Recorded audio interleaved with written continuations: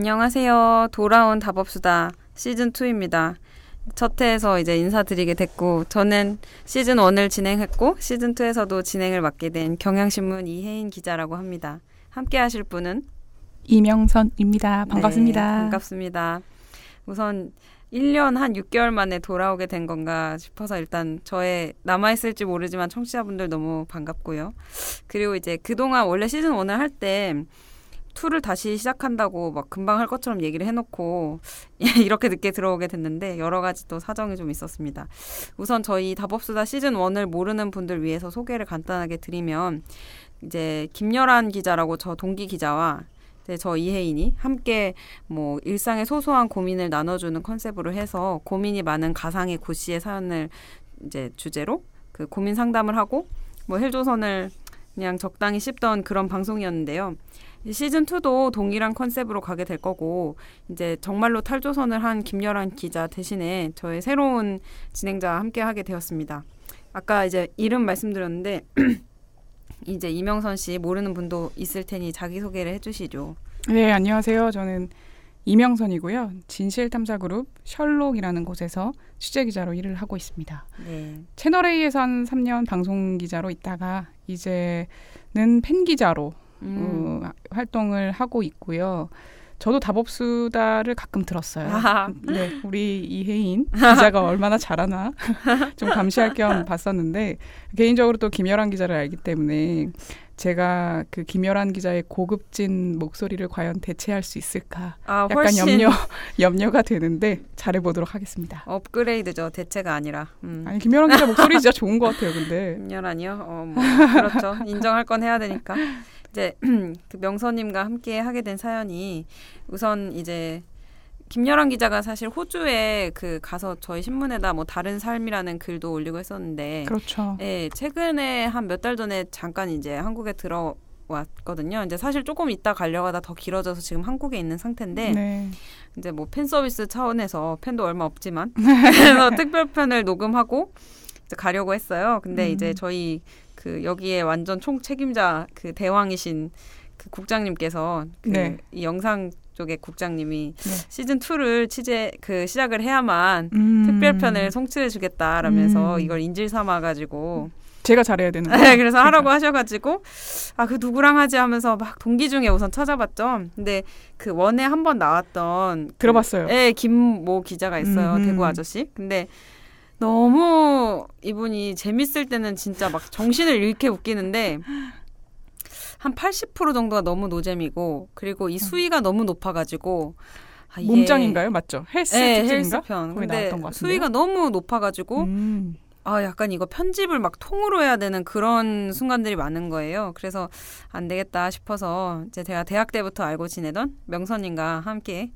이렇게 하게 됐고, 제가 해달라고 요청을 드렸죠. 네, 저희 둘 다 이공계 출신 아닙니까? 그렇죠. 근데 끈적합니다. 네. 그거 하나만 봐도. 네. 그럼 뭐 답업수다를 왜 흔쾌히 해주시게 됐는지. 제가 원래 팟캐스트를 좋아해요. 그래서 TV보다는 평소에 좀 여유 시간이 있으면 약간 BG식으로 팟캐스트를 틀어놓는데, 저도 제가 또 책을 좀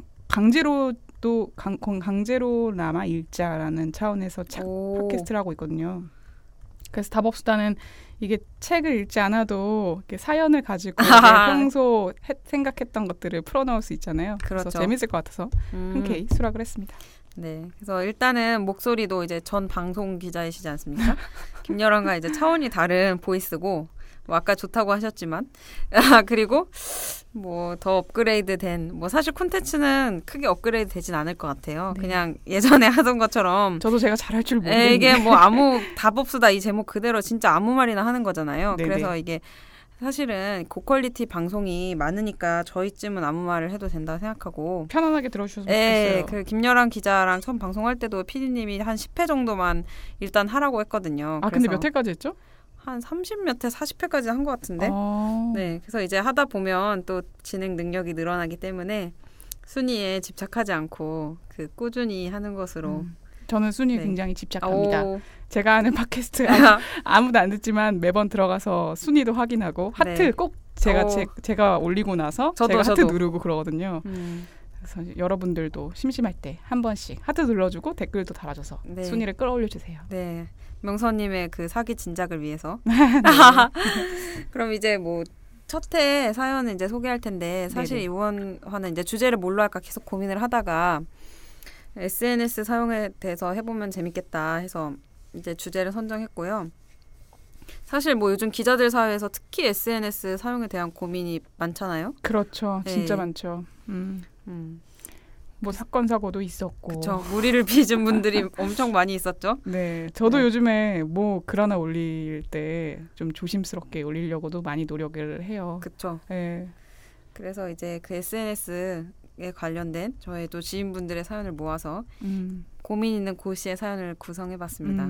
요즘에 입사 지원서에도 SNS 주소 쓰라는 곳이 있다고 하더라고요. 저는 한 번도 써본 적이 없는데. 그 약간 인권 침해 그렇죠. 아닌가요? 그 입사 지원서 쓰기 전에 모두 다 이게 볼 수 없게끔 비공개로 바꿔야 되나요? 뭐가 맞는 건지 다 그러면은 그걸 위해서 가계정을 하나 만들고 엄청 성실하고 밝은 사람처럼 진짜. 꾸미면 되는데 토요일 일요일마다 등산 다니고 이런 거 올리면 되나요? 그러니까 역시 그 아재들은 꼼수는 꼼수로 대처할 수 있다는 걸 잘 모르시는 것 같아요. 고민 있는 고씨의 사연 읽어보겠습니다. 네. 5년차 직장인 고씨는 최근 SNS 사용을 두고 고민에 빠졌다. 고씨의 소소한 낙은 페이스북과 인스타그램으로 일상에 대해 적어 올리는 것이다. 시간 더럽게 안 가는 월요일엔 지우개, 볼펜, 마우스패드처럼 아무 사물이나 찍어서 내가 써도 뭔지 모르겠는 불평을 주저리 써서 페이스북에 올린다. 대선 때부터 정치에 관심이 많아졌는데 정치 기사도 가끔 링크를 건다. 정치에 관심 많은 친구들이 좋아요를 누르거나 의견을 달아주면 그거 읽는 재미가 쏠쏠하다. 인스타에는 주로 먹고 놀러 다니는 사진들을 올리는데 일종의 기록용이다. 하지만 SNS를 접어야 하는 생각이 때때로 든다. 아무 생각 없이 올린 정치 기사에 정색하고 논쟁하자며 달려드는 패친들은 때론 고씨를 너무나 피곤하고 버겁게 만든다. 인스타그램을 할 때면 남들만 다 너무 행복해 보여서 조금 우울하다. 그렇지 않다는 걸 아는데도 말이다. SNS 어떻게 사용해야 적절할까? SNS. 네. 저는 오늘만 해도 한 2시간 한 것 같아요. 거의 중독이에요, 중독. 저도. 저는 뭐 나중에 얘기하겠지만 페이스북, 트위터 뭐 그런 웬만한 SNS는 한 번씩 다 찔러보거든요. 그렇죠. 이행 기자도 많이 쓰나요? 저는 페이스북이 저도 나중에 얘기하겠지만 그 따봉충 유령 계정이거든요. 그래서 친구가 진짜 많은데 네. 기사도 그 신문 아침에 조간 체크는 진짜 대충 하고 페이스북에 내 패친들이 무슨 기사 보나 이것만 엄청 열심히 찾아서 있거든요. 그래서 사실은 뭐 이제 그리고 특히 요즘 또 SNS 얘기 많이 하는 게 기자들이 SNS로 계속 맞아요. 무리를 빚잖아요. 그러니까 이게 약간 그 주변의 언론인들이잖아요. 그래서 그렇죠. 이제 어떻게 써야 될까 막 무섭다 나도 막 털릴까 무섭다 이런 얘기하면서 다들 좀 신중하게 쓰자 이런 얘기들을 많이 하죠. 제가 여기 셜록에 오고 나서 진짜 SNS 사용 방법이 많이 바뀌었는데 예전에는 막 무슨 엽기 사진 같은 것도 올리고 그랬었거든요. 전체 공개로. 봤죠. 공룡 사진 이런 거. 네, 근데 여기 오고 나서는 글 한 줄 올리는 것도 띄어쓰기 체크를 다 해서 올려요. 그 정도로 이제 보시는 분이 많다는 전제하에 좀 정제되고 조심스럽게 올리려고 되게 많이 노력을 하거든요. 그러니까 점점 더 기자 개개인들의 발언의 파급력이라고 해야 되나? 그러니까 최근에 그런 게 생각나는데 어떤 기자가 이제 그 자기 선배 기자 그 페북에 댓글을 달은 거예요. 근데 이제 그걸 아무도 안 본다고 생각하고 그 누구 외모 비하하는 댓글을 달았어요. 뭐 나 그 사람 만나봤는데 되게 못생겼다 막 이런 식으로 비하를 했는데 그거를 이제 또 네티즌들이 찾아내가지고 캡처해가지고 네, 캡처해서 그게 막 돌아다니는 거예요. 근데 이제 그걸 달 때는 자기야말로 그냥 아주 사적인 그냥 대화하듯이 달았지만 이제는 진짜 그렇게 지켜보는 눈이 엄청 많다는 거죠. 그렇죠. 그 페이스북 같은 경우에는 좋아요 누른 게 다른 사람한테도 보이잖아요. 그렇죠. 근데 제가 개인적으로 고양이를 요즘에 좋아해가지고 고양이 동영상을 그렇게 찍는데 되게 오랜만에 만난 친구가 네가 좋아요 누른 고양이 동영상 잘 보고 있다 그러는 거예요. 그래서 그때 알았어요. 내가 좋아요 누른 게 되게 많이 파급력 있게 공유가 되는구나. 그걸 알았습니다. 그렇죠. 그래서 그 SNS 관련해서 너도는 뭐 되게 상투적이지만 또 뼈가 있는 말이 있잖아요. 그렇죠. 예전부터 돌아다녔던 말인데 좀 읽어볼게요. 페이스북은 내가 이렇게 잘 살고 있다. 인스타그램은 내가 이렇게 잘 먹고 있다. 그다음 카카오 스토리 내 아이가 이렇게 잘 크고 있다. 그다음에 트위터는 이 방송에 적절한 말은 아닌데 내가 이렇게 또라이다. 또라이다. 네. 이것도 순화시킨 말이죠. 그렇죠. 네. 그렇죠. 근데 어떻게 이렇게 촌철살인을. 그렇죠. 이게 맞는 것 같아요. 아직까지도 적용되는 말들인 것 같아요. 그렇죠.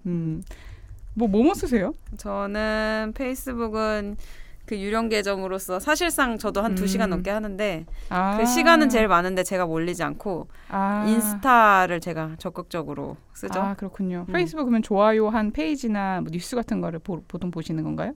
저 좋아요에 엄청 흔해요. 그래서 좋아요 웬만하면 다 눌러주고 막 일기 같은 글도 약간 힘을 실어주기 위해 좋아요를 다 눌러주고 그리고 패친들이 공유한 뉴스 거의 보고 그다음에 이제 뭐 좀 괜찮은 글. 근데 이제 주로 저의 패친도 저랑 성향이 거의 비슷해서 막 정치적인 글 올리거나 요즘에는 계속 그 인사청문회 얘기랑 거의 이제 뭐 대통령 뭐 하면 막 잘했어요 막 이런 거 막 다 그런 것도 올리는데 막 그런 거 이제 즐겁게 보면서 맞아 잘했지 이러면서 저도 보고 뭐 성향이 맞는 사람들이 일단 많으니까. 근데 그게 큰일인 것 같아요. 성향이 맞는 사람이 많다는 거. 그렇죠. 저는 그 대선 때 저랑 정치 지향이 비슷한 사람들이 많다고 생각했던 거예요. 그리고 나서 이제 대선 결과를 깠을 때 그 특정 후보가 굉장히 높게 나와가지고 놀랬거든요. 저는. 그분 말하는 분이죠. 사나이 스트롱맨. 네. 내 주변에 없는데 한 명도. 심지어 SNS상에도 없는 것 같은데 야, 이게 민심이라는 게 좀 다른 거구나. 저는 지난 대선 때 그 문재인 대통령이 그러니까 이번 말고 그 전에 2012년 그때 압승할 줄 알았어요. 왜냐하면 제 주변에는 누가 뭐 그 박 대통령 누가 찍냐 박 전 대통령을 엄청 욕하고 아무도 안 찍는다는 거예요. 그래서 진짜 압승이다. 이 정도면 막 70%다. 막 이랬는데 까보니까 달랐어요. 그래서 이게 페이스북이. 근데 그런 것 때문에 또 즐겁잖아요.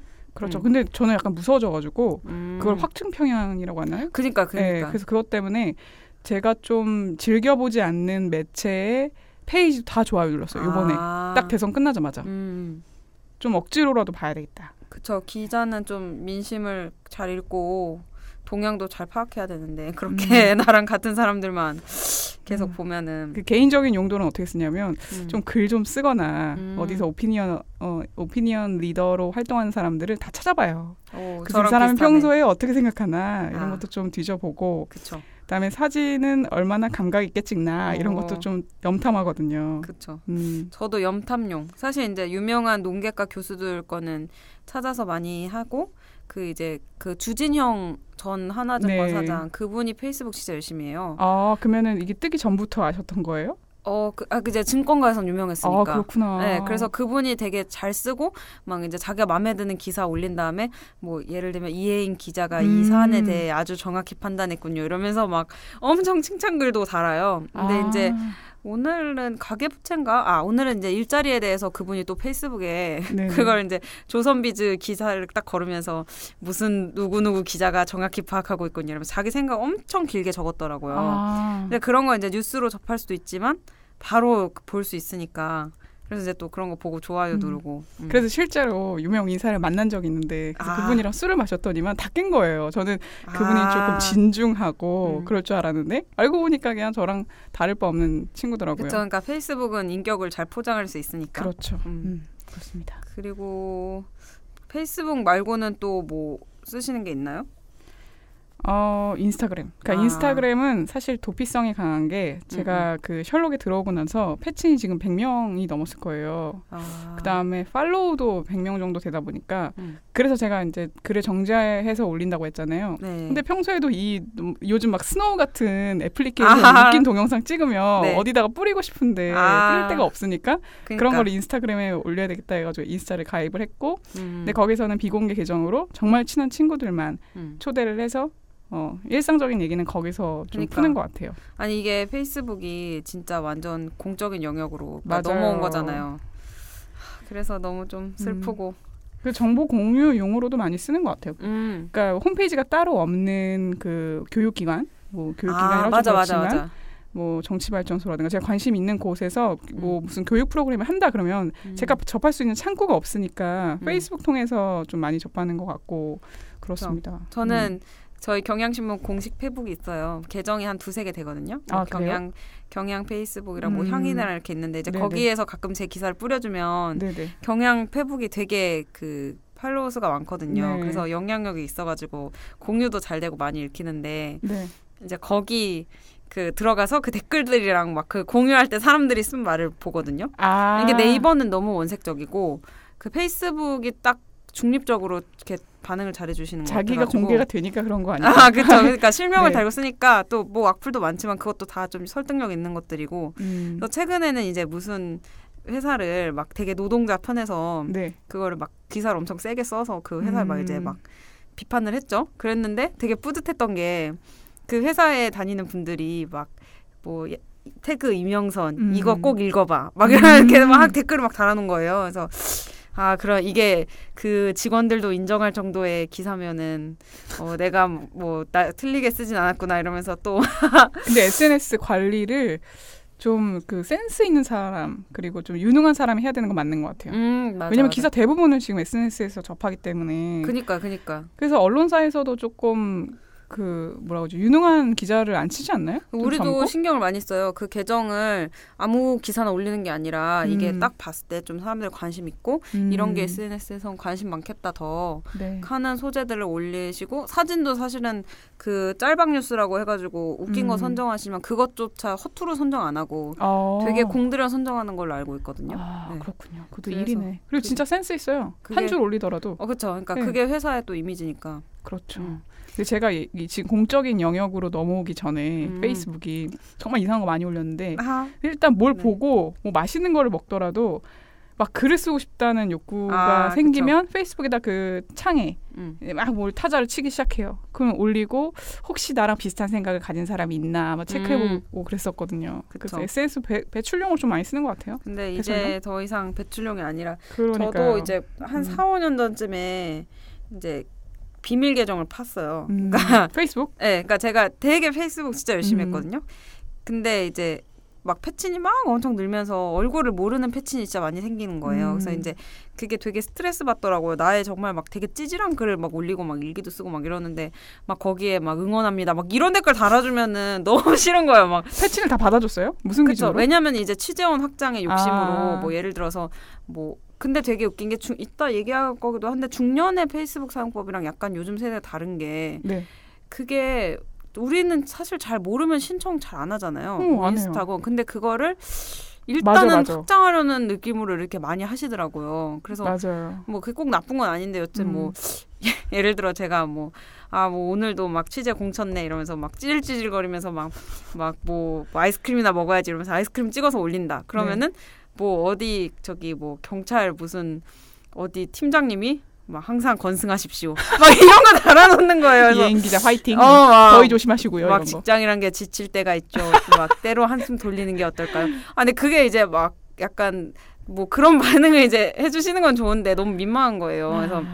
그래서 저는 이걸 공개하면 좀 그렇긴 한데 저는 페이스북 친구의 대다수가 먼 친구예요. 그래서 한 1000명 정도 되시는데 그중에서 한 800명 정도는 전체 공개 글만 볼 수 있게 설정을 해놨어요. 그래서 친구 신청이 들어오고 확인을 누른 다음에 먼 친구 설정을 하면은 그쵸. 제가 친구나 친한 친구로 설정한 글들은 볼 수가 없어요. 그래서 저도 제가 막 그냥 아무렇게나 싸지르는 그런 글들에 다 댓글 달고 심지어 피드에서도 보면은 스트레스 받을 거 아니에요. 그러니까요. 그래서 이제 비밀 계정을 파서 또 하는데 거기로 막 또 물밀듯이 또 오시는 거예요.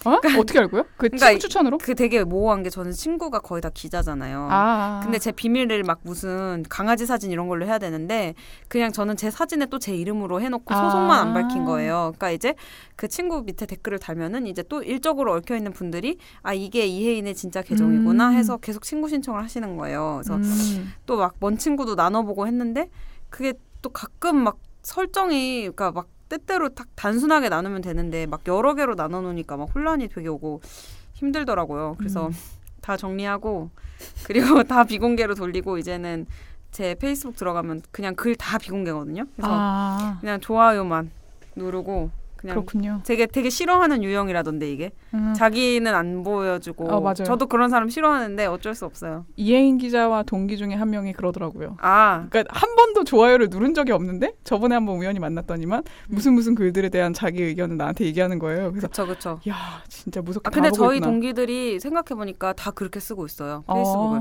계정에 다 있고 친구를 맺었는데 자기 얘기를 안 올려요. 근데 이게 최근에 사태가 터지기 전부터 조금 몸을 사렸던 거군요. 자신이 없으니까 개인 의견을 표출 안 하겠다 이런 스탠스를. 근데 제 주변에 대부분의 기자가 그래요. 그쵸. 좀 특정 매체만 좀 자유롭게 썼던 것 같고 권장했는지 뭔지 모르겠어요. 근데 대부분의 기자들은 좀 그냥 정보 수집용으로 썼던 것 같은데. 그렇죠. 네. 아니 그게 가이드가 없어도 자신이 없으면 좀 알아서 그렇게 하게 되는 것 같아요. 그렇죠. 그러니까 인스타로 넘어오고 나서 인스타 세계를 알고 좀 재밌었던 적이 있는데 그 촛불 전국일 때 페이스북은 매주마다 그냥 촛불 사진 나오고 그랬잖아요. 항상 정치 얘기하고. 근데 인스타는 평온한 거예요. 인스타 촛불마저도 아름다운 거예요. 맞아. 그거 보면서 이게 참 SNS마다 특징이 좀 있구나라는 걸 느꼈죠. 그러니까 이게 인스타는 진짜 먹는 거나 자기가 되게 노는 것만 찍어서 올리잖아요. 그래서 저는 인스타 안 하다가 결혼 이제 작년에 하면서 계정을 만들었거든요. 네. 저의 되게 친한 친구가 야 여기서 뭐 결혼 정보 얻는 거야 막 이래서 들어가서 검색을 해보니까 너무 이게 막 근데 저는 그걸 활용하진 않았는데 그 결혼하고 쇼핑 정보랑 특히 웨딩 플래너 분들이 인스타에서 많이 활동하시고 그리고 그 옷 같은 것도 많이 팔고 맞아요. 진짜 많이 파는 것 같아요.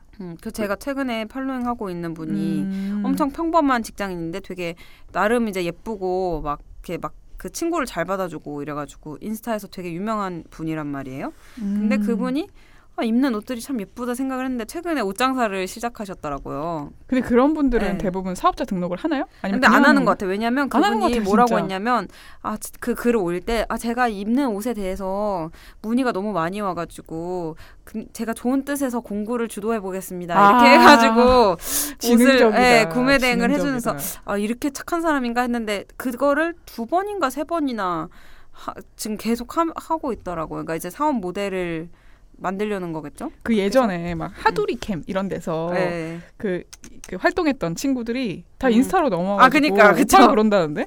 아까 그게 그런 분들이 너무 많아요. 이제 그런 쇼핑 정보나 그 옷 말고도 약간 베이커리류 파는 분들도 인스타 통해서 그러니까 뭐 저기 이제 강북 끝에 작은 카페라서 뭐 사람이 오기는 힘든데 뭐 베이커리 실력은 뛰어나다. 그러면 인스타 통해서 홍보를 하는 거예요. 그래서 잘하는 것 같아요. 그래서 그렇게 하면은 저도 그렇게 알게 돼서 가고 이런 것들이 있었거든요. 해시태그의 성공이죠. 진짜 그쵸. 인스타는. 그리고 제 주변에 그 우리 집 근처에 라면집이 하나 생겼는데 거기는 라면집을 오픈하기 전부터 라면 그 인테리어 같은 거를 전부 다 공유를 한 거예요. 오픈하는 과정을 전부 다 공개를 한 거죠. 그래서 오픈하는 날 사람들이 몰려들었어요. 궁금해서. 그러니까 그런 식으로도 홍보에 쓰더라고요. 인스타 영향력이 진짜 크긴 큰가 봐요. 그렇죠. 맞아. 근데 페이스북도 그렇고 인스타도 그렇고 저는 그 친구 추천도 뜨고 그러다 보니까 그 친구도 내가 뜰 거 아니에요. 그래서 난 인스타도 되게 귀엽게 생긴 강아지로 바꿨거든요. 나인 줄 모르게. 네. 처음에 얼굴로 해놨더니만 역시나 다 친구 신청을 하는 거예요. 그래서 안 받으면 민망하니까 그냥 사진 바꿨죠. 맞아. 그러니까 저도 좀 그렇게 되게 오픈된 공간이지만 비밀스럽게 쓰고 싶은 욕망이 항상 있거든요. 되게 내 개인적인 걸로. 맞아요. 근데 사실은 이제 그 페이스북, 인스타 얘기 우리 주로 하고 있는데 트위터는 우리가 그 얘기 대상에서 잘 안 올릴 정도로 요즘엔 쓰는 사람이 진짜 없어요. 저도 그 쓰긴 쓰는데 전 아이디가 많아요. 한 6개 있나? 그러니까 우선 대나무 숲을 좀 주로 보는 것 같아요. 대나무 숲. 그다음에 뭔가 사건이 터졌다. 사건이 터졌을 때 트위터가 가장 빠른 것 같아요. 맞아. 사진이라든가 사건 사고 관련돼서는. 그렇죠. 저도 실시간 검색으로 해가지고 트위터 잘 보거든요. 그리고 익명성이 보장이 되니까. 맞아. 그 예전에 그 문단계 성폭력 사건 터졌을 때도 트위터에서 먼저 터졌잖아요. 그렇죠. 그런 것처럼 고발성 글도 되게 쉽게 올라오고 뭐 그래서 아이디가 워낙 쉽게 만들어지고 지워지고 하니까. 그리고 그게 학대재 생산이 언론을 통해 되잖아요. 맞아요, 그러니까 맞아요. 되게 사실 쓰는 사람은 그 헤비 유저는 적은 수일 수 있는데 그거를 언론이 뭐 트위터리한 누구는 뭐뭐 했네 뭐 이러면서 트위터에서 또 뭐 화제되면 바로 기사로 나오고 이러니까. 그래서 익명성이 보장되면서 파급력은 또 좀 큰 것 같고. 맞습니다. 그 140자가 가지는 매력이 있어요. 맞아. 그 우선 트위터 같은 경우에는 그냥 막 쓰잖아요. 페이스북은 조금 그 글을 다듬어서 올리는 편인 거 하면 트위터는 그냥 생각나는 대로 적기 때문에 그런 매력도 좀 있고 그다음에 사진이 많이 없어서 야 쭉쭉쭉쭉 내려보는 그런 재미도 있고. 저 옛날에 2010년 11년쯤엔 트위터 되게 열심히 썼었거든요. 그래서 네. 맨날 정치 얘기를 트위터에 완전 정치충 맞아요, 엄청 맞아요. 열심히 썼는데 그게 한 번은 한겨레에서 그 당시에 트위터를 좀 이렇게 스타일리시하게 쫓아간답시고 네. 오피니언면에다가 그 오늘의 트위터 이런 식으로 주에 한 번인가 두 번씩 트위터리한 이름하고 트위터를 이렇게 박아줬어요. 기억나요. 한 세 개 정도. 근데 어느 날 갑자기 제 그게 실린 거예요. 아, 진짜요? 네, 그래가지고 너무 이뻐가지고 막 찍어놓고 이랬는데 아직도 그게 기억이 나는데. 정치 얘기였어요? 아니 시크릿 가든 있잖아요. 그거 보는데 제가 한국 드라마 되게 그 싫어하거든요. 그러니까 욕하면서 보는데 욕의 비중이 더 많은. 근데 이제 그 장면 중에 하나가 현빈이 이제 길라임 방에 들어가가지고 네. 이렇게 막 길라임을 이렇게 약간 막 다리까지 꼬아서 꽉 끌어안으면서 막 그런 장면이 있었어요? 막 약간 가만히 있어 막 이런 식으로 끌어안으면서 막 그걸 이제 막 애정 표현이라고 막 대체 막 그러니까 그 여행을 갔나? 그러니까 일적으로 어디 여행을 갔나 이랬는데 그 길라임에 혼자 묵는 방에 쳐들어와서 갑자기 막 꽉 껴안고 범죄인데 범죄? 범죄예요. 그리고 길라임은 막 이거 놓으세요 막 이러면서 막 하지만 더 힘을 줘서 안으면 어느 순간 수긍하게 되는 막 그런 장면이 나와가지고 그거 언제쯤 없어질까 진짜. 근데 그걸 보고서 너무 빡친 거예요 제가. 그래서 그걸 막 트위터에 썼죠. 뭐냐 거친 방법으로 애정을 표현하면 뭐 언젠간 좋아하게 된다는 그런 환상 너무 불쾌하다고. 근데 그 트위터 아이디에 경향신문 기자라는 게 나왔었어요? 그때는 저 그 학교 고시반에서 맨날 찌질거리면서 막 그때 현아 버블팝 이런 거 막 노트북으로 글 쓴 척하면서 그런 거 보고 이럴 때 있었는데 그때 거의 진짜 헤비 유저여서 하루에 20개씩 트위터하고 막 이랬거든요. 그렇군요. 그래서 당시에 그 이제 학교 03학번 언니가 제 트위터 친구인데 그 그룹 이제 우리 그룹으로 들어와 있는데 제가 하도 많이 올리니까 저쪽 한편에서 야 이혜인 진짜 너 트위터 그만 좀 하라고 공부하는 척 하다 얘기밖에 없다 하루 종일 지금 네가 우리 그룹 그거에 계속 뜬다고 뭐 아무튼 그런 적이 있었는데 근데 왜 끊었어요? 기자 하면서 무서워가지고 털릴까봐. 맞아요. 그때는 막 그 노회찬 제가 엄청 지금도 좋아하는데 엄청 좋아해가지고 막 그때 당적은 이제 기자는 뭐 없어야 된다 이런 얘기도 있어서 당은 탈퇴했는데 막 그 진보신당 가입해서 막 지지하고 맨날 노회찬 얘기 쓰고 이랬거든요. 노회찬 저도 팔로우하고 있습니다. 네, 근데 이제 조금 뭐 지금은 지지의 뜻을 이렇게 막 밝힐 수 있는데 그때는 기자는 중립적이어야 된다 이거에 대해서 초년명이니까 좀 되게 강박이 컸어요. 그래가지고 이 모든 걸 무결하게 다 지워야 된다. 이래서 트위터도 막 안 하고 SNS도 조심하고 뭐 그랬죠. 그렇군요. 저는 아무도 안 쓰는 핀터레스트라는 SNS를 썼었는데 그게 아마 안 쓰실 거예요. 그러니까 이미지 위주로 그 모아가지고 뭐라 그러죠? 포트폴리오처럼 만드는 건데 그래서 디자인계 있는 사람들이 좀 많이 있어요. 그래서 예를 들어 건축하시는 분은 그 건축과 관련된 이미지에서 영감을 얻는 거죠. 그다음에 저는 뭐 여행이라든가 아니면 드로잉 같은 거 있잖아요. 펜 드로잉 그런 거 뭐 쓸 데가 없지만 그냥 그런 거 포트폴리오 되게 스타일리시한 느낌인데. 네, 근데 왜 안 쓰더라고요 아무도. 영어라서 그런 거 아니에요? 봐요. 영어. 그 카스도 카카오 스토리도 처음엔 좀 한 1, 2년 전만 해도 엄청 흥하는 것 같았는데 요즘에는 쓴 사람이 있나? 근데 애기 어머니들이 이제 자기 애기 사진 많이 올리시는데 우리 엄마가 쓴다. 생각해보니까 우리 엄마가 쓰네. 그러니까 이게 3, 40대 정도가 아니라 그냥 5, 60대 친목 그런 걸로 넘어간 것 같아요. 카카오 스토리. 그런 것 같아요. 카톡이랑 연결이 되면서. 그렇죠. 접근성이 좋으니까. 뭐 이제 할 얘기 엄청 많지만 이제 얘기해 보면 우리 나름의 SNS 성격에 대한 이야기들을 했고, 뭐 우리도 각자의 사용 기준이 있잖아요. 근데 뭐 최근에 사실 저는 거의 안 하기 때문에 큰 갈등은 없는데 뭐 어떻게 사용해야 할지를 뭐 기자 포함 우리와 같은 또래 분들에게 좀 이렇게 조언을 준다면 명선님의 이제 제일 원칙이라고 할 수 있는 건 뭘까요? 제일 원칙은 용도를 명확하게 해야 된다는 거. 그러니까 제가 그 전에는 사적인 용도로 썼잖아요. 네네. 근데 그리고 나서 공적인 용도로 바뀌었던 건데 페이스북만 보면은 공적인 용도면은 공적인 용도에 맞게 그러니까 준 기사라고 생각하고 분명한 입장과 조심스러운 문장으로 쓰면 되더라고요. 그래서 그렇게 아직까지 문제가 된 적이 없어요. 네. 그쵸. 무리해서 쓴 적이 없었기 때문에. 근데 만약에 사적이다 그러면은 친구 공개인 글에서 자유롭게 놀면 되죠. 친구들과 함께.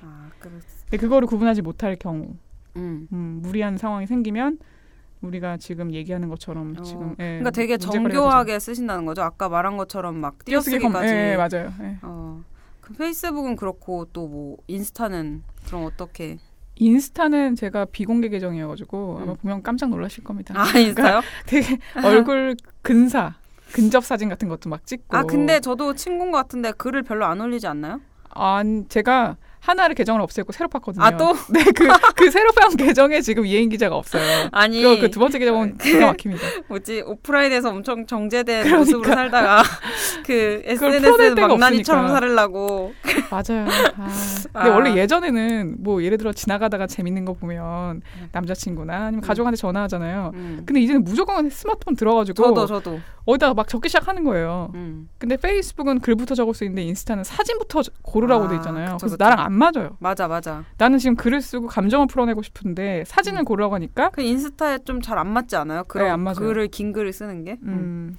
그리고 저 같은 경우는 뭐 옷을 팔려거나 아니면은 막 영향력을 엄청 확대하고 싶은 그 셀러브리티들을 모르겠는데 저는 사실 되게 보수적인 기준이에요. 이게 그래서 어떤 SNS도 그러니까 페이스북이든 트위터든 뭐든 오프라인에서 나랑 만나는 트위터는 좀 다르려나? 아무튼 그런 친한 사람들 위주로만 친구를 받아주고 그 사람들만 대상으로 해야 된다 생각하거든요. 그러니까 그 경계가 되게 모호한 순간 제가 몇 년 전에 했던 것처럼 이제 아무나 친구 받아주고 맞아요.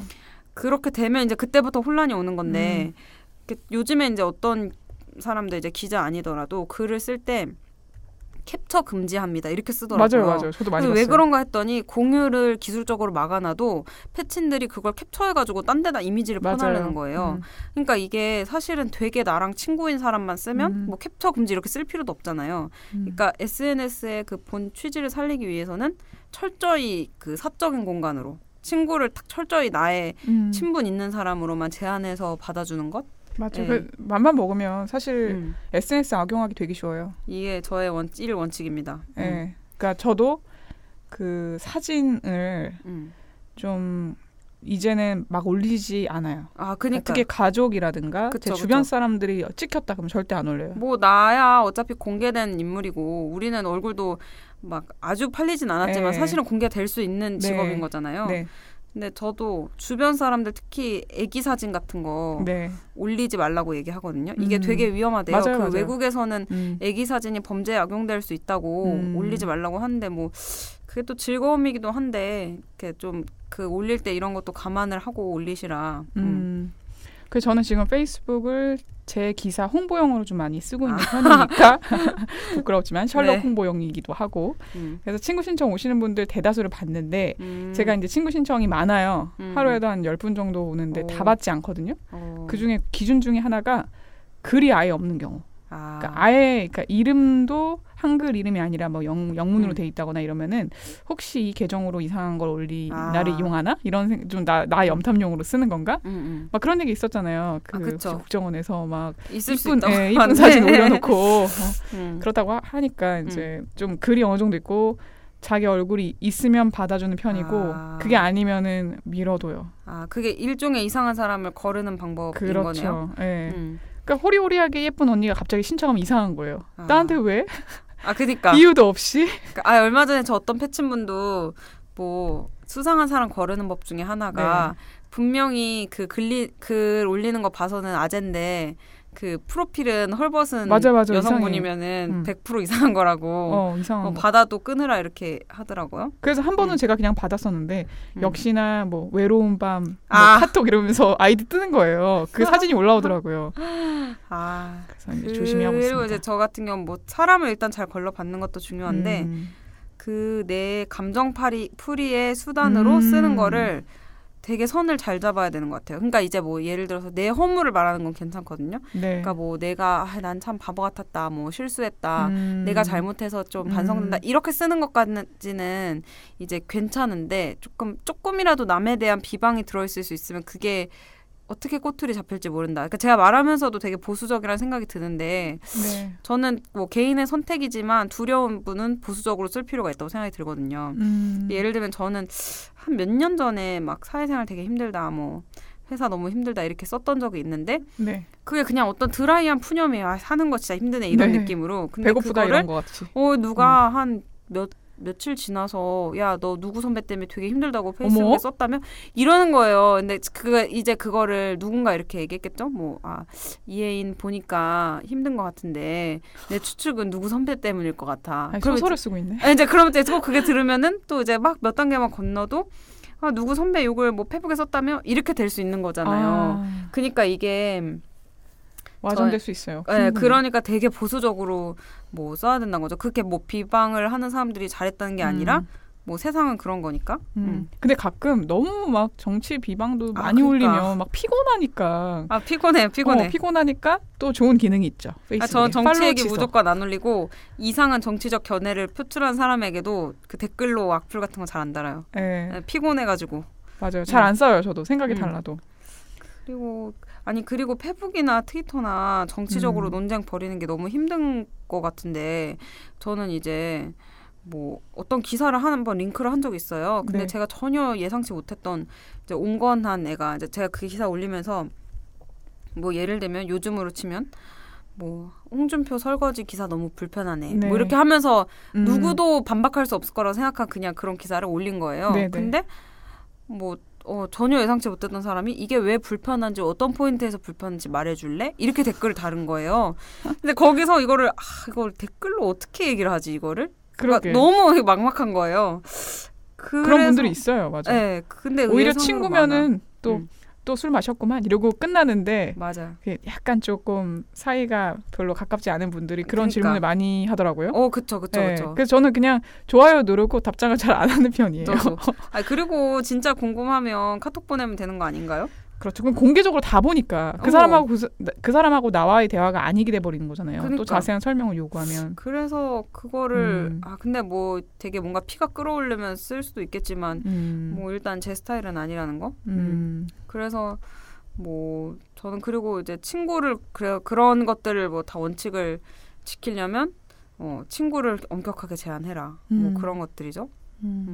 이혜인 기자가 굉장히 조심스럽군요. 저 진짜 완전 보수적이에요. 왜냐하면 그런 쓸데없는 감정 소모를 하고 싶지 않기 때문에. 그럼 맞아요. 네. 일하기도 바빠 죽겠는데. 그러니까 무리를 내가 그게 의도한 게 아닌데, 그러니까 네. 뭐 페이스북은 내가 막 나의 어떤 굉장한 정치적 견해나 내가 말하고자 하는 그런 엄중한 사실을 쓰는 곳이 아니라 사실 내가 굉장히 찌질거리는 배설물들인데. 맞아요. 친목도모 겸. 그렇죠. 근데 그게 막 의도치 않게 누군가에게 튀어서 되게 불쾌감 유발하고 거기서 뭔가 그 싸움이 일어날 수 있는 거잖아요. 그렇죠. 네, 그래서 저는 엄청 그런 걸 이제 경계를 하죠. 근데 우리 나이 때 지금 30대 초반 친구들만 봐도 그렇게 격정적으로 정치 비방하는 친구들은 많이 없어요. 그러니까 그 좀 정치에 관심 많으신 분들은 나이대가 저보다는 항상 위였던 것 같아요. 맞아. 네, 그러니까 이 나이대별로 세대별로 SNS 사용의 방법이 다른 것 같아요. 맞아. 네. 그러니까 그 또 20대 초반 친구들은 내가 잘 친하진 않지만 요즘에 페이스북에서 화장품 광고 같은 거 되게 많이 뜨잖아요. 그런 거 막 친구 공유하고. 나 너무 신기하더라고. 야 이거 꼭 봐야 돼 하면서 막 맞아요. 그 태그 친구 달아주고. 막 태그하고. 그러니까 이게 사용의 행태가 다 다른 그런 것 같아요. 그래서 뭐 참고가 되실진 모르겠으나 네. 저의 경우는 너무 또 보수적이라 원칙이라고 하기 좀 그런데 그리고 이거 꼭 얘기하고 싶었어요. 네네. 그 우리 시즌 1에서도 그 직장 상사가 좋아요 강요하는 그 사연이 있었어요. 네네. 자기 인스타인지 페북에다가 좋아요 눌러달라 그러고 막. 왜 이렇게 갑자기 와가지고 야 내가 오늘 글 올렸으니까 그게 좋아요 우리가 좀 진짜 눌러줘. 사연을 받은 게 몇 개 안 되고 다 지인한테 사연을 삥 뜯은 건데 네네. 진짜로 우리한테 제보를 해주신 분이 있어요. 네. 그래서 막 뭐 상사인데 자기보다 나이 어린 상사인 거예요. 근데 이제 깍듯이 예우해주고 잘해줬는데 뭐 자기 인스타에 좋아요 안 누른다면서 막 따지면서 막 고씨 나는 고씨 페북에 맨날 댓글도 달고 뭐 좋아요도 눌러주는데 왜 고씨는 내 뭐 그거에 좋아요 안 눌러요? 막 이렇게 해가지고 거기서 이제 너무 우리가 마인드다. 너무 막 감정이입해서 저랑 김여랑 기자가 이제 막 김여랑 기자는 그걸 직접적으로 얘기하라 그랬나? 그리고 저는 좀 뭐라고 했지? 저는 되게 보수적으로 얘기해서 그분한테 그냥 인스타를 없애라고 한 것 같아요. 근데 아무튼 아니 그 사람이 너무 친구가 없나? 그러니까 왜 이렇게 그런 그래서 것까지 저는 강요하지? 그때 이제 그 상담하고 저도 느낀 게 싫으면 그냥 맘대로 친구 끊으시라. 친구 끊고 왜냐면 이건 진짜 나만의 사적인 공간인데 막 끊을까 말까 친추 받아줄까 말까 이거 자체에 너무 인생 사는데 피곤한 고민인 거예요. 그렇죠. 그렇게 그리고 쉽게 넘어가면은 또 부탁할 거예요. 그러니까 왜 내 애기 사진 좋아요 안 눌러줘요? 막 그러면서 이제 그렇게 될 수 있으니까 좀 뭐 인스타나 페북이만이라도 단호박으로 좀 하시라고. 네, 그렇습니다. 네.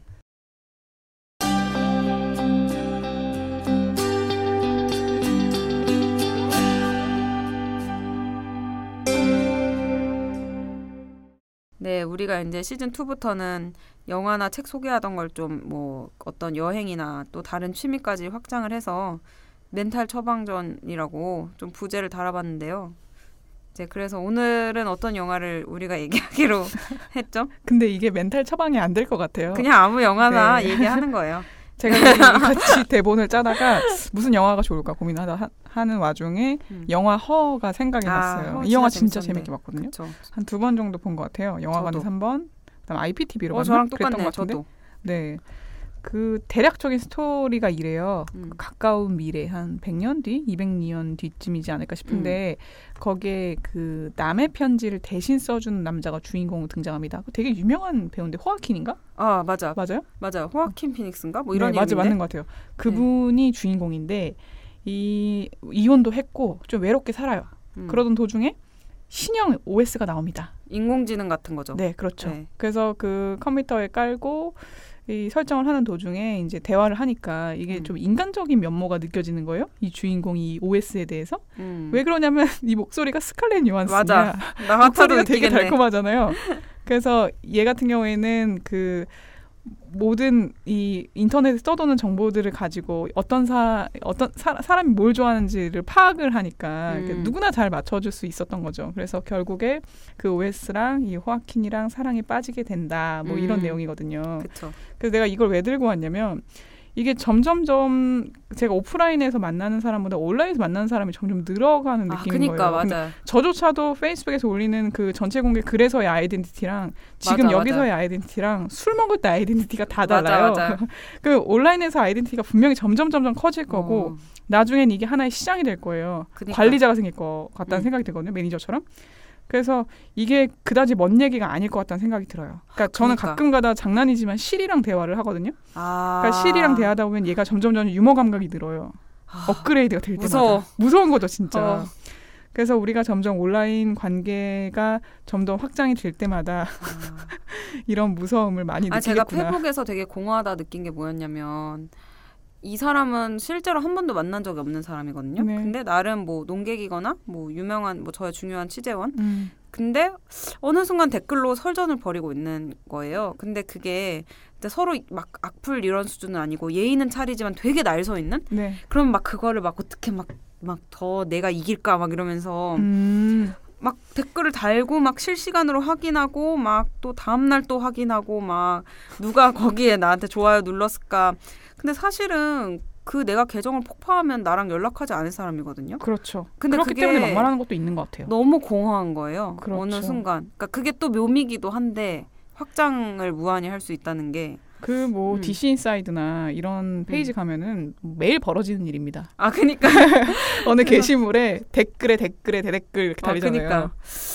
참 성실해 사람들이 보면. 근데 그게 확실히 좋은 점도 있는데 저는 뭔가 약간 되게 허한 것 같았어요. 빠질수록. 그 영화 보면은 좀 그런 부분이 있죠. 거기에 이 호아킨의 친구가 나와요. 그러면서 그 호아킨이 여자친구라 그러면 소개시켜주는데 이 스마트폰처럼 생긴 걸 보여주니까 놀라면서 맞아. 어떻게 얘랑 사랑을 나눌 수 있냐. 근데 그 호아킨이 진정으로 날 이해하는 건 얘다라고 보여주거든요. 근데 그 친구가 되게 소스라치게 놀라는 거죠. 인간과 인간 간에만 사랑을 느낄 수 있는 거라고 생각하는데 어떻게 그럴 수 있냐. 근데 그 예상이 슬프게도 맞았죠. 결국에 OS가 떠나죠. 맞아. 이거 스폰가? 스포? 근데 뭐 어떻게 스포해버렸네? 괜찮아요. 네. 뭐 이 정도면. 근데 뭐 PD님이 편집해 주시겠죠? 근데 오래된 영화는 스포 뭐 이런 거 없지 않나요? 그 스포일러 저 영화 담당할 때도 네네. 항상 좀 되게 그 선이 되게 미묘했다고 해야 되나? 좀 어려웠는데 뭐 그런 어떤 굉장한 반전 영화? 그러네. 그런 거 아니면 스포로 보기 어렵던데? 그게 중요한 게 아니에요. 그 모든 이 사랑을 느끼는 감정이 중요하죠. 그렇죠. 그것도 생각나요. 그러니까 그 OS 이름이 사만다로 나오는데 그 사만다가 이 호아킨과의 육체적 사랑을 원해서 자기가 온라인상에 만났던 어떤 여자인 친구한테 부탁을 해요. 나인 척을 하고 맞아. 좀 관계를 맺어주겠냐면서 목소리는 자기가 내겠다고 그렇죠. 하고. 근데 결국에 호아킨이 못하겠다 그러면서 걔를 집으로 돌려보내는 그 약간 장면이거든요. 이물감 때문에 그런. 그렇죠. 그것도 되게 재밌는 설정이었던 것 같아요. 근데 다 충분히 있을 수 있는 일들인 것 같아요. 근데 되게 공허해 진짜. 아무리 생각해도 온라인 상에서의 관계는 한계가 있는 것 같아요. 제가 옛날에 맞아 SNS에 대해서 그나마 좀 정신적으로 피폐해지지 않은 게 저랑 대학교 때 막 엄청 싸우고 다시 화해하고 막 그렇게 했다가 결국엔 서로의 결혼식에까지 가고 친해진 어떤 언니가 있어요. 네. 근데 그 언니가 아무튼 제가 그 언니 때문에 막 되게 상처를 받았다고 생각했는데 막 이제 둘이 이제 뭐 술을 먹고 이렇게 풀면서 그 당시엔 싸이월드였거든요. 근데 막 항상 너무 즐겁고 행복하고 밝고 막 맑게 사는 거예요. 그래서 언니는 그래도 항상 막 되게 씩씩하고 맑게 살잖아. 이랬더니 그 언니도 진짜 특이해.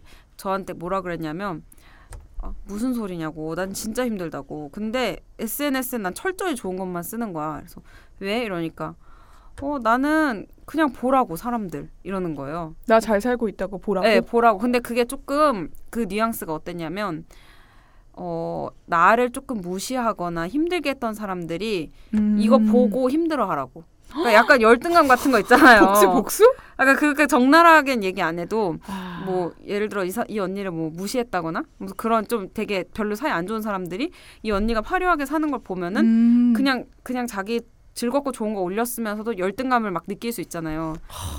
무섭다. 근데 사실은 인스타 같은 것도 본질이 좀 그거잖아요. 맞아요. 그러니까 즐거워서 올린 사람도 있지만 보고 열등감을 좀 남들이 느꼈으면 하는 마음도 있는 거잖아요. 내 친구가 어떤 언니랑 또 해외여행을 갔는데 그 해외여행 중에 한 2, 3일 정도만 되게 고급 리조트에서 묵었나 봐요. 근데 거기서 한번 날 잡고 막 비키니 입고 찍은 거예요. 네. 근데 그거를 그냥 하루에 다 올리면 되는 거잖아요. 그날 찍었으니까.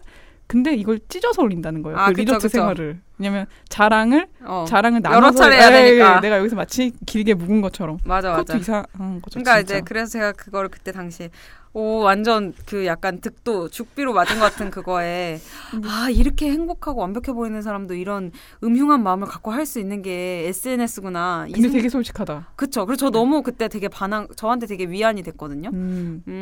어떻게 자기의 그런 약간 어떤 속물적인 면이잖아요. 그걸 딱 꺼내서 보여주면서 너 힘내 딱 이렇게 한 거잖아요. 좀 이상한 관계인가? 근데 이행 기자랑 친해서 그렇게 솔직하게 얘기한 것도 있어요. 내가 볼 때 회사 사람들한테 그렇게 얘기 안 했을 거야. 그쵸. 그때 그리고 우리 다 되게 어렸을 때라 20대 초반이라. 근데 20대 초반에 그런 해안을 가졌던 것 자체도 대단하지만 이제 그 뒤로 저는 그 SNS 보다가 약간 열등감이 느껴지면 이 사람 삶은 추저분할 수도 있어. 뭐 이렇게 생각하면 그쵸. 약간 좀 현실로 돌아오는 그게 있거든요. SNS 보면 가끔 이렇게 되게 이쁘게 차려입고 셀카 위주로 찍는 친구들 보면은 오히려 더 안쓰러워요. 그거 너무 과하면은 왜곡돼 보이니까. 되게 공허해 보여. 오히려 그냥 추리하고 노 메이크업에 그냥 맞아. 막 자연스럽게 찍은 친구들이 잘 살고 있구나 이런 생각이 들지. 진짜. 꾸며진 모습만 잔뜩 있는 사진들 보면은 좀 슬프더라고요. 그쵸. 근데 뭐 그러니까 이게 근데 알면서도 슬플 때도 있는데 가끔 나는 왜 이렇게 살고 이렇게 될 때 있거든요. 그런 거 정신줄을 잘 붙잡을 필요가 있는 것 같아요. 우리 마무리를 어떻게 할까요? SNS 마무리요? 해야 됩니까? 해야 되나요? 잘 쓰면 상관없는 일단 겁니까? 기자들은 당분간 하지 마십시오. 맞아요. 기자들은 조용히 해야 당분간 됩니다. 함구. 어떻게 말 실수할지 모르기 때문에. 맞아요. 사진도 잘 올려야 됩니다. 아 진짜. 네, 각도 위에서 찍거나 아래서 찍거나 하지 말고 그쵸. 잘 찍은 것만 올려줘야죠. 그러니까 뭐 다들 즐겁게 하시면 되고 오늘 어떻게 뭐 저희가 사실 파일럿 한 회를 했다가 버리기로 했잖아요. 네. 오늘 훨씬 재밌는 것 같지 않았나요? 네, 맞아요.